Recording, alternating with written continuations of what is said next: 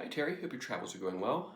Looking forward to seeing you back in the studio next week. This video lesson for today, three things I want to talk about. I'll go down the list, and if you have any questions at the end or want me to look at anything, I'll be more than happy to do my best to answer. So, cool man, let's get to it. So first thing is, I had a chance to watch your video. Thanks for sending it over. It's very helpful for me to see kind of what you've been working on and what you've done with the ideas we talked about last time. I'm liking those 3-note sequences in there. It's the glue that holds your solo together and the jam together. It's much better than just kind of playing just randomly or just playing, kind of like this kind of like that kind of stuff. So it sounds a lot more like there's structure behind what you're doing. So that's very good. So I'm glad you're enjoying the jam stuff. But for us today, we're going to add on to what you've already been working on in the videos. So I'm going to add some more stuff or more tools in your toolbox. The first thing is guitar effects, right? We talked about last time how you can do hammer-ons and pull-offs. In the pull-offs looking good. I'm hearing that snap sound. That's nice. So keep on with that. The next tool I want to give you in terms of effects to do are string bends. These things right here.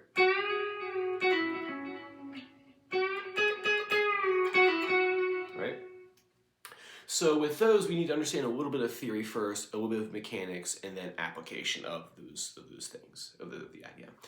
So the music theory side of it is just how we had octave boxes. Remember we talked about octaves are called intervals. Intervals are distances between notes, right? The same way that your house to the studio as the crow flies is a fixed distance. An octave is always the same amount of notes away. It's always one time through the musical alphabet, either forwards or backwards, right? And there are many other musical distances or intervals to know. I think the next most important one to know, the next two most important to know are half steps and whole steps. Sometimes you hear them called tones and semitones, but I like to say half steps and whole steps for pop rock. So what that means is a whole step is, say if I play this note here on the 12th fret on the second string, right? So you got that 12 right there.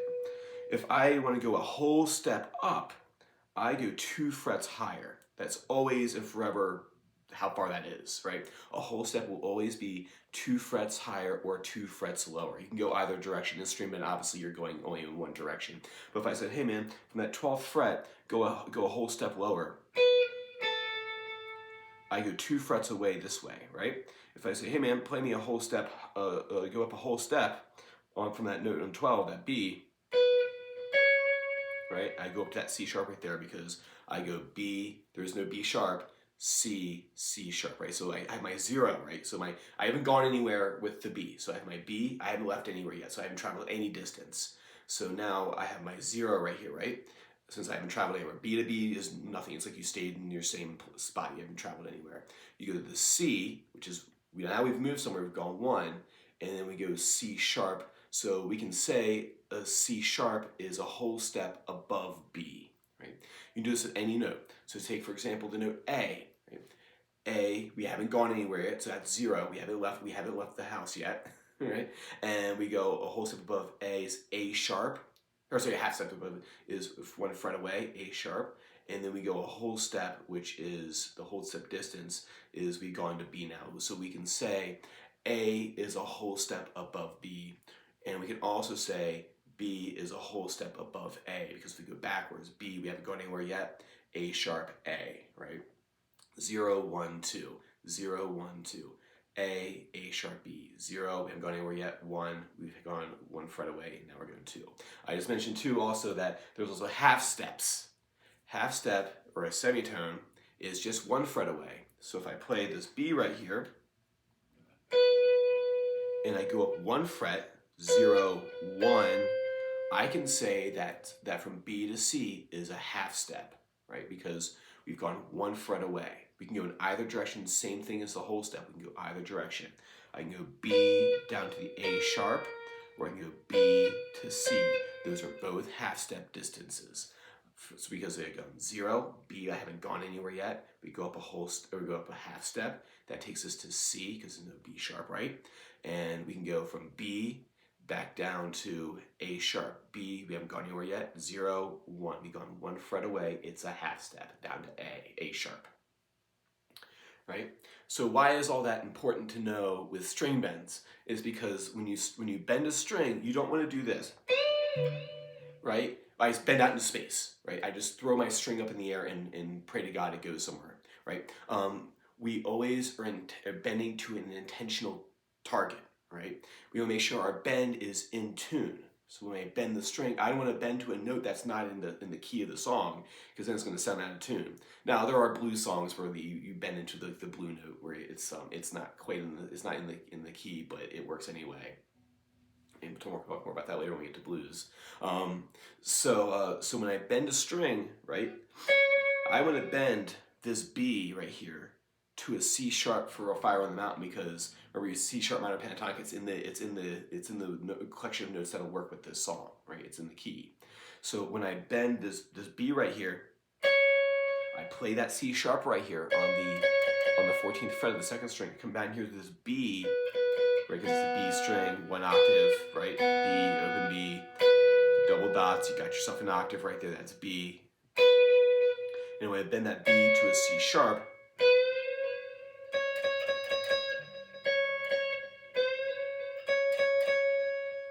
so what I'll do is I'll play that note. There she is, right? And I'll try to match that. So I play the note first on my guitar, and then I try to match the pitch. Right? Play the note that you're trying to hit. Right? That's what we're ultimately trying to do. Now, how to set up a bend is you get the other. So what you do is you put all three fingers on the string right here, right? So I have, even though I'm bending with my ring finger right here, I'm going to put the other two on the same string. They're going to help me. My fingers are diagonal, right? They're pointing off to a point in the horizon over here, right? So my fingers are pointing back towards me, right? And they're curled, right, on the tips of my fingers. So I'm not flat-fingered like this. I am on my tips. Right? I take my thumb and I throw this is not classical technique, by the way, right? So I take my thumb over the top and I use that as leverage, right? Give me a lever big enough, I can bend this string. And we hit that string, and I'm going to bend up. Notice that I'm pushing the other strings out of the way. My fingers aren't going underneath the string. They're pushing them out of the way. So I do this.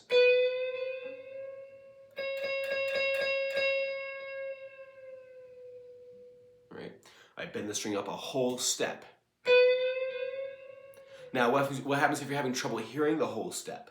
What I like to do, if you're not sure you're hitting it or not, or uncomfortable, like, oh, I'm still working on my ear. Am I really hitting that note that I intend to do?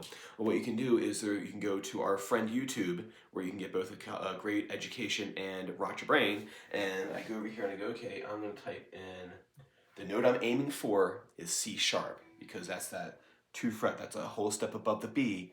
I'm going to look for a C sharp drone.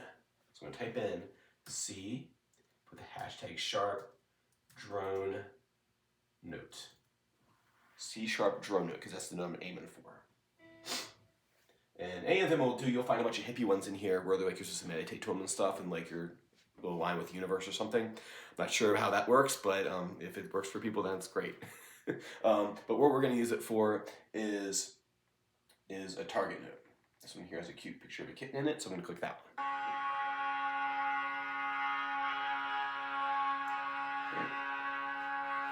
I'm going to irritate your neighbors. Crank that up. So I take this note right here. I'm going to fingers diagonal, pointing to a point in the horizon, thumb over top. I'm going to push the strings out of the way. I'm going to hit this.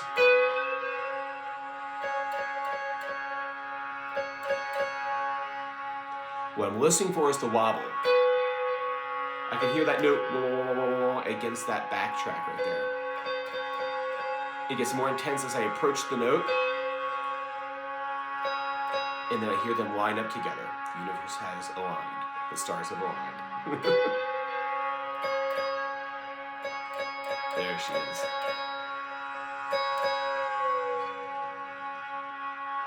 There's one.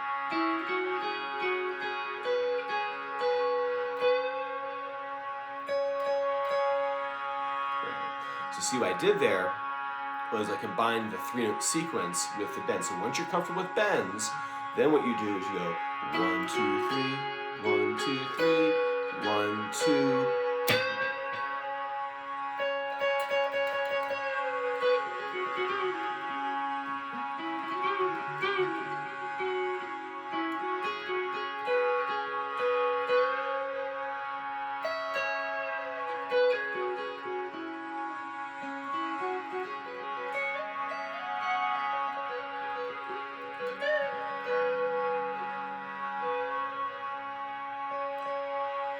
They should all be in tune, right? That separates people who kind of sort of know string bends, I know they exist. They have like okay soloing, versus people who intentionally do what they're doing with their solo. Like I'm intentionally hitting that note right there because I know it's in the key of the song. So I'm gonna actively try to hit that note, the note I intend to play that works with the song. I would practice half steps too. You can just, for this, you just type in C drone, so not the C sharp, but just the C drone backtrack. You can practice doing half steps too. Like I said, those do pop up all the time as well. I came across one in Tony Iommi's solo for Black Sabbath, Paranoid. He bends up to the blue note, so they're very common as well. You see them both just equally in the rep. So so practice the string bends for me, and then combine that with the 3-note sequence once you feel comfortable with the string bends and you're hitting the note all the time consistently. Do that for me. Next thing to talk about is 4-note sequence. So this one right here is the same scale, right? C sharp minor pentatonic. 1, 2, 3, 4. 1, 2, 3, 4.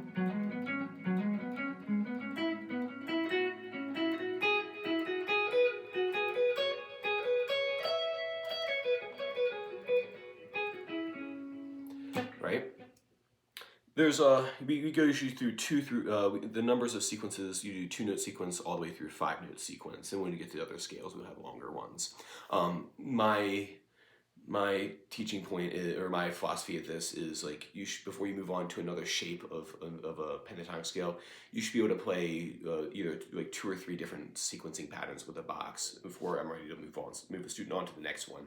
You should be very confident with the fingering, because if you get too many fingerings all at once or different scale patterns all at once, you remember none of them. So I figured, I always figured that when a student can do 2 or 3, they know the scale well enough. And they can do 2 or 3 really well. Like not just like I can kind of get through it, they have to be able to solo with it. So they have to be able to be creative with it. This one here can be tricky. If you watch, before all you had to do was to remember 1, 2, 3, go back 1, 1, 2, 3, go back 1. But this one's different. Right? 1, 2, 3, 4. I'm not going back 1, right? Because then that would break the sequence. 1, 2, 3, 4. What I'm going to do is I'm going to go to the next note of this. So I started with the 9th fret, right? 1, 2, 3, 4. If I start here if I go back 1, I skipped this one right here. So I didn't do a sequence built off of that note. So 1, 2, 3, 4. 1, 2, 3, 4. See, I missed doing the sequence starting on this note right here. I just did this one, I skipped this one, and then started one on, and then on this one right here. So what you do is 1, 2, 3, 4. Go back to the next note of the scale. 1, 2, 3, 4. Go to the next note of the scale. See, so I did this one already. I did this one already. Now I'm onto this note right here. Now that can get confusing real quickly because as you go through, it's like, wait a minute, which was the last one? Which one am I missing? Which one am I on? And I found a nice, neat little solution is repeat after me. My first is my last. My last is my first. My last finger is the first finger I use. The last finger I used in the sequence is the first one I use in the next sequence. So what I did here was this. 1, 2, 3, 4. The last one I used was my ring finger, right? That's me the first one that I use in my next pattern. 1, 2, 3, 4. My last finger that I used was my pointer finger. I'm going to hop up a string, or hop down a string, because this is down, right? Guitar, this is down, this is up in guitar, that's down guitar, and this is up in guitar. So I have my note right here. 1, 2, 3, 4, right? This is my last finger. I'm going to hop back a string, do 4 from there. 1, 2, 3, 4. Take this, I'm going to hop back a string. 1, 2, 3, 4. This is my last one here. I'm going to hop back a string. 1, 2, 3, 4. Last one is my first for the next one. My last one is my first for the next one. My last one is my first for the next one. Same thing works backwards.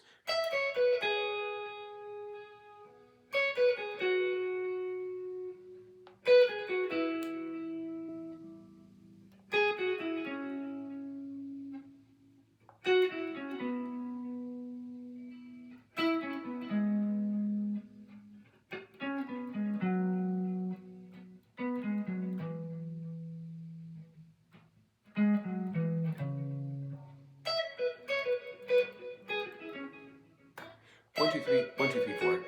1, 2, 3, 1, 2, 3, 4. Then you start mixing them, right? 1, 2, 3, 1, 2, 3, 4. Oh, sorry. 1, 2, 3, 1, 2, 3, 4. 1, 2, 3, 1, 2, 3, 4. That's when you get 4-note sequence down really well. Then what we'll do is we'll mix and match them. So 1, 2, 3, 1, 2, 3, 4. I just did double in the last one. That's okay though. Anyway, so practice 4-note sequence, and when you're comfortable with that, what we'll do is we'll start combining the 3 and the 4-note sequence and making like 7-note strings. And so you can do numerical patterns, like a group, 2 groups of 3s and then a group of 4, and then you start coming with like cool numbering patterns that you like. It's like 1, 2, 3, 1, 2, 3, 1, 2, 3, 4. Oh, 1, 2, 3, 1, 2, 3, 1, 2, 3, 4. Ba-da-do, ba-da-da, be-da-boo-ba. 1, 2, 3, 1, 2, 3, 1, 2, 3, 4, right? And it's all about the numbers. But not always though. For my next point is so I get a lot of times is that like someone will come to me and go, I play the same thing all the time is when I'm soloing.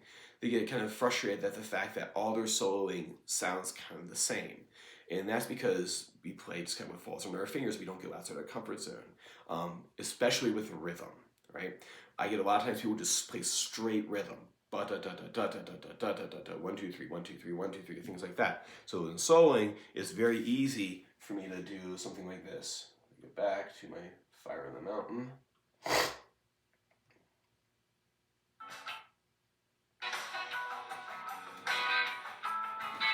It's just very easy to do something like this.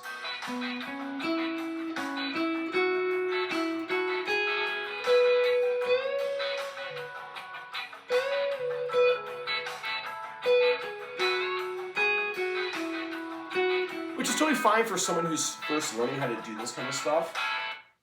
So if you're just starting out learning how to solo and you keep the rhythm straight and you're happy with that, that's fine. But what happens is after that for a while, you start getting kind of bored of your own ideas.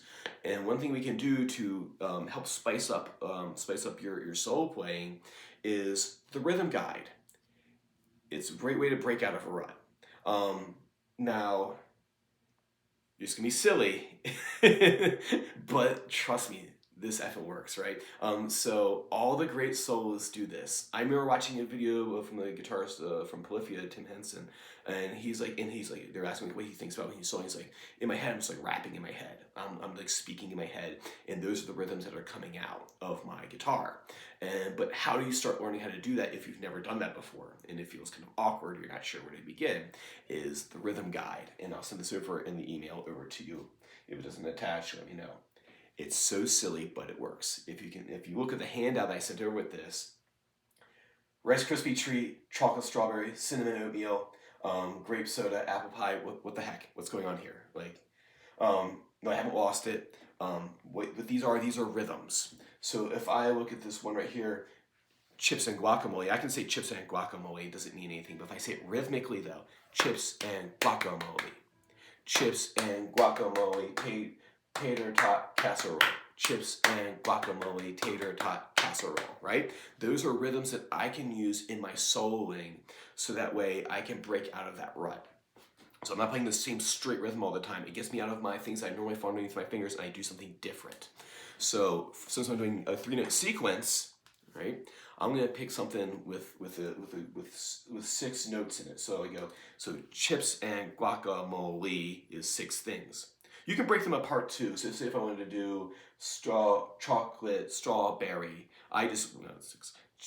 chocolate, strawberry, right? I can do like a 3-note sequence and a part of a 3-note sequence. Anyway, let me do this first.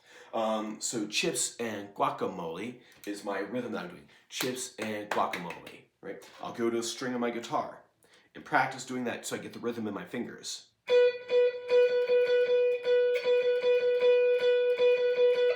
Chips and guacamole, chips and guacamole, right?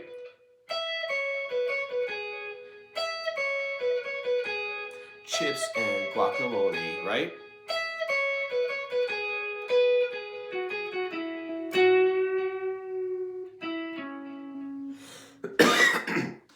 So if I put that with backtrack,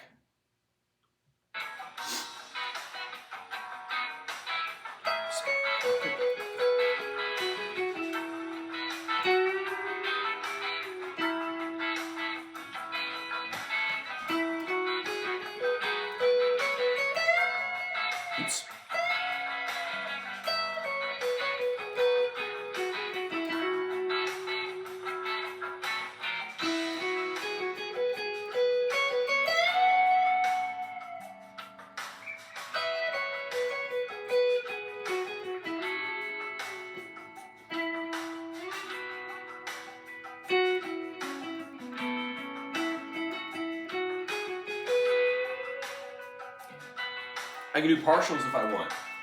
Like I said before, I can take, say, chocolate, strawberry, that's 5 things. I can do chocolate, strawberry.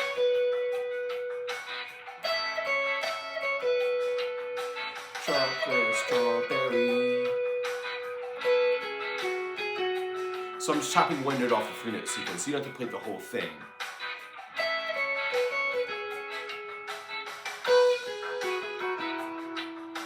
Chips and guacamole. Chips and guacamole, chips and guacamole, chocolate, strawberry.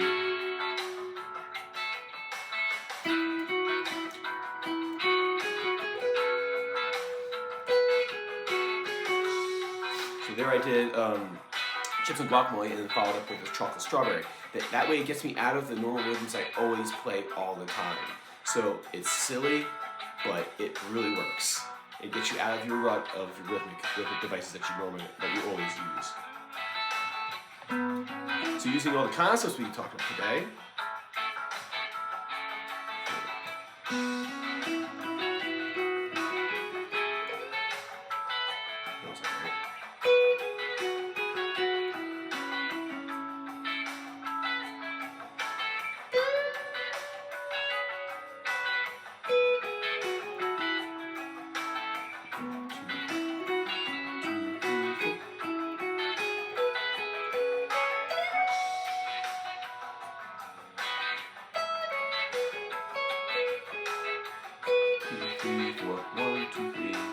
chocolate, strawberry,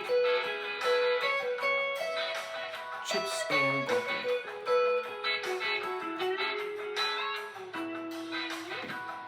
Right? Play around with that stuff, man, and then let me know how it goes. If you want to send me over a video of you jamming to that stuff, or want me to look at anything, I'll be more than happy to. If not, I will see you same time next time.